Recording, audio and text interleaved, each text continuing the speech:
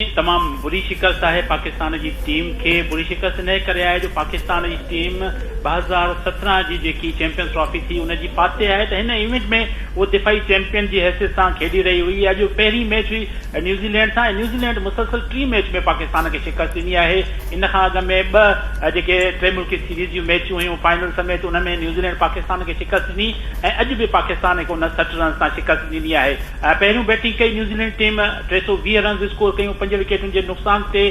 पाकिस्तान की टीम के जो टारगेट मिलो वो 321 रन जो हो। पर पाकिस्तान की बॉलिंग की गाल क्यों तो उन तमाम घणो मायूस किया है। खास कर 83 रन हारिस रऊफ दिनों 10 ओवरन में 2 विकेटूं हासिल क्यों।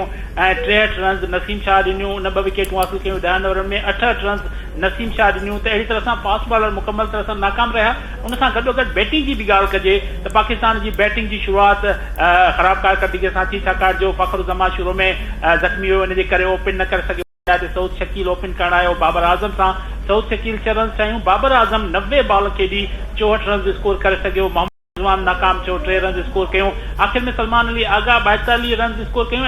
आखिरी जो खुशदिल शाह हो उन बॉलन से 10 चौका 1 छके की मदद से 69 रन की इन खेडी नुमाया बैटर रहो। पर पाकिस्तान की टीम के इन में पॉइंट 2 ओवरन में पूरी पाकिस्तान की टीम 260 रन ठाए आउट थी वही है। इनके आउट करण में जिन की बॉलर्स अहम किरदार अदा कयो उनमें मिचेल सांटनर जो कप्तान है उन 66 रन ॾेई 3 विकेटूं हासिल कयूं।